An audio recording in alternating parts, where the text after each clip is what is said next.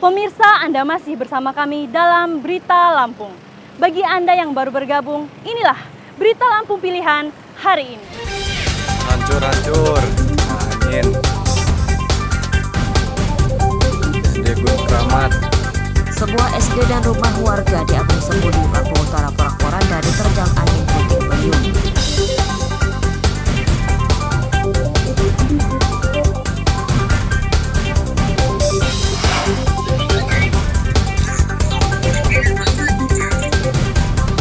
Seorang siswa SMP di Pelumbang Barat jadi korban perundungan pelajar lain.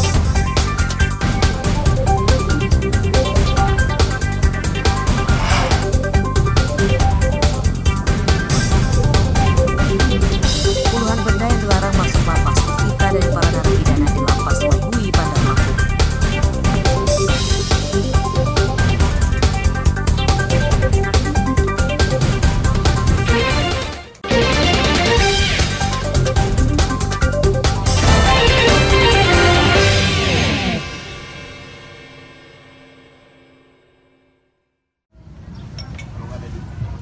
Serba naik.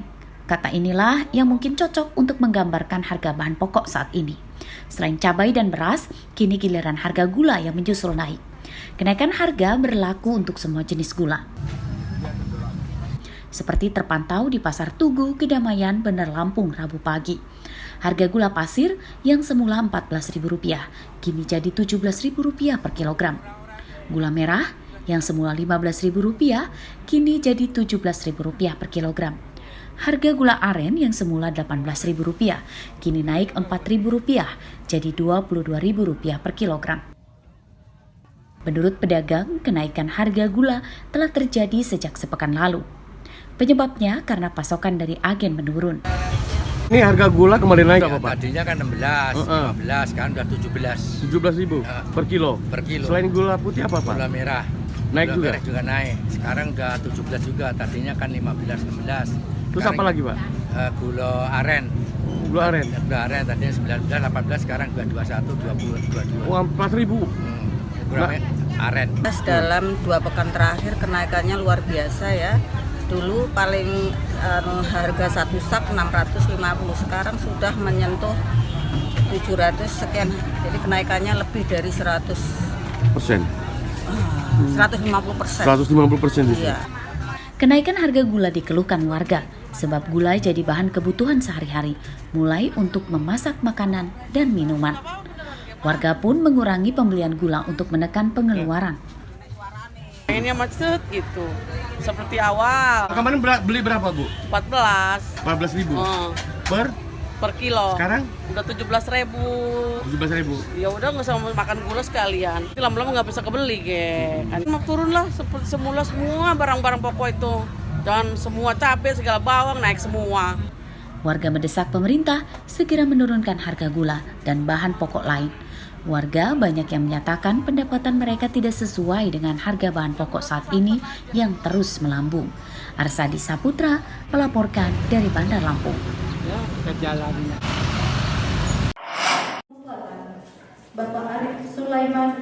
Menjelang pemilu 2024, Bawaslu Lampung Selatan meminta kepada wartawan untuk membantu memerangi berita bohong atau hoax dan mengawasi kecurangan. Ini disampaikan Bawaslu saat mengumpulkan para wartawan dari media elektronik, cetak, dan daring se-Lampung Selatan Rabu siang.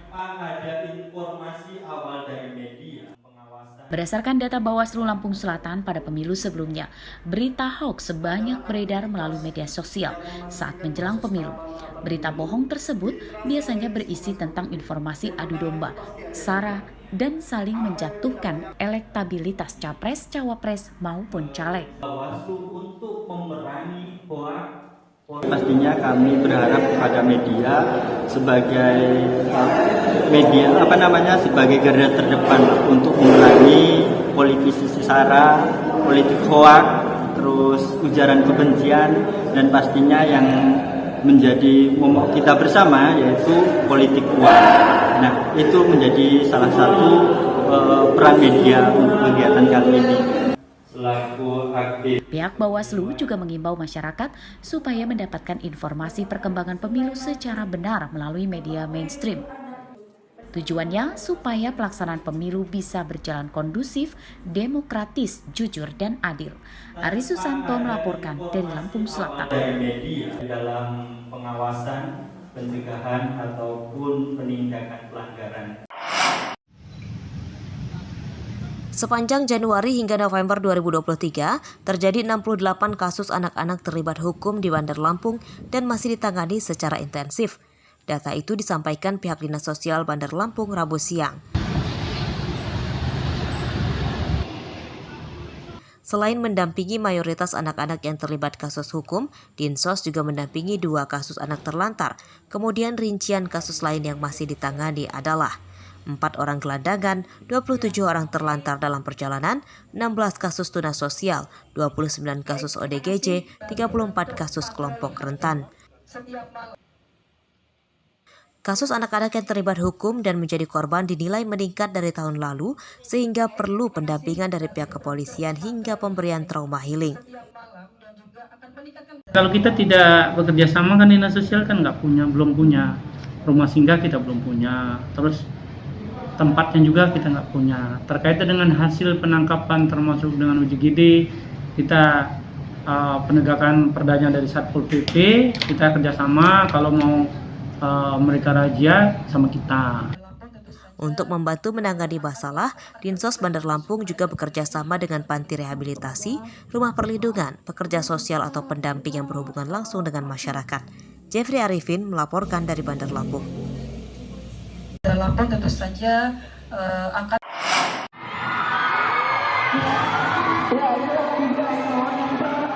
Semangat para pahlawan terus dipertahankan oleh para pemuda hingga kini, salah satunya dengan meneladani sosok dan perjuangannya, seperti yang dilakukan para pelajar SMA Negeri 2 Natar, Lampung Selatan yang menggelar peragaan busana menirukan para pahlawan kemerdekaan Indonesia. Ada yang berdandan ala Kapitan Patimura, Christina Martatia Hahu, Ibu Fatmawati, Jenderal Sudirman, Soekarno, hingga B.J. Habibie dan sang istri Ainun yang tetap semangat meski dengan kursi roda. Sorak-sorai penonton menggema di gedung serbaguna sekolah hingga menambah meriah kegiatan peringatan Hari Pahlawan itu. Menurut para pelajar dan guru, semangat para pahlawan harus terus dipertahankan supaya tidak lupa akan jasa dan perjuangan yang merebut kemerdekaan Indonesia dari penjajah. Semangat itu sebagai pengingat pemuda berperan dalam mempertahankan kemerdekaan.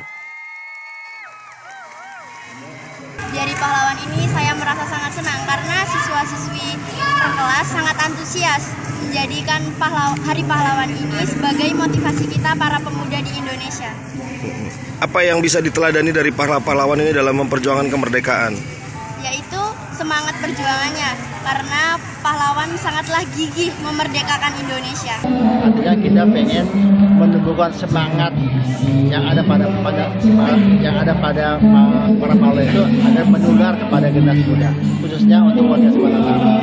Ya, semua ini adalah semuanya hasil keras daripada seluruh warga sekolah, OSIS, guru dan sebagainya. Kegiatan ini akan jadi agenda rutin tahunan sekolah setiap peringatan Hari Pahlawan dengan melibatkan semua guru dan murid. Andri Kurniawan melaporkan dari Lampung Selatan.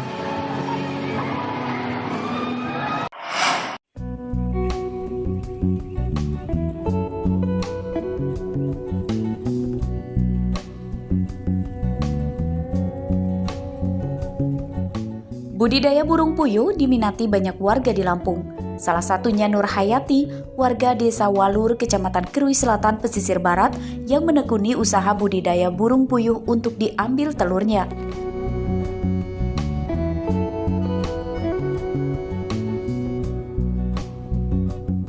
Dengan kandang sederhana inilah, Nur Hayati tekun menjalani usaha telur burung puyuhnya. Meski awalnya sempat terhambat akibat pandemi, kini usahanya sudah bisa meraup omset hingga puluhan juta rupiah per bulannya.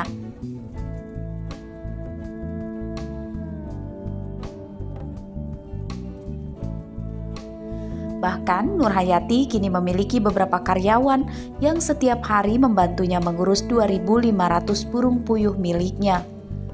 Menurut Nur Hayati, mengurus burung puyuh harus teliti, terutama kebersihan dan suhu kandang yang harus diperhatikan pada musim hujan. Memberi minum burung puyuh tidak boleh terlambat. Setiap hari Nur Hayati memanen telur burung puyuhnya hingga 25 kg atau sekitar 750 kg per bulan. Usaha yang dirintisnya sejak 2 tahun lalu ini menghasilkan laba 20-25 juta rupiah per bulannya. Ya, kalau dia terlalu panas, dia pengaruh dengan suhu. Dia terlalu tinggi. Kalau dia terlalu dingin ya pengaruh juga karena tingkat stres dari burungnya meningkat. Sekitaran kerui sama ngambur. Jadi ngambur itu ada satu orang itu setiap minggu dia ngambil, tapi dia per minggu. Tapi dengan sekian gitu dia. Sekali banyak dia ngambil seminggu. Nur Hayati tidak terlalu kesulitan memasarkan telur burung puyuh karena selalu terserap pasar. Ia menjualnya ke sejumlah pasar lokal di pesisir barat dan Lampung Barat. Harga telur puyuh mencapai Rp35.000 per kilogram. Rosandi melaporkan dari pesisir barat.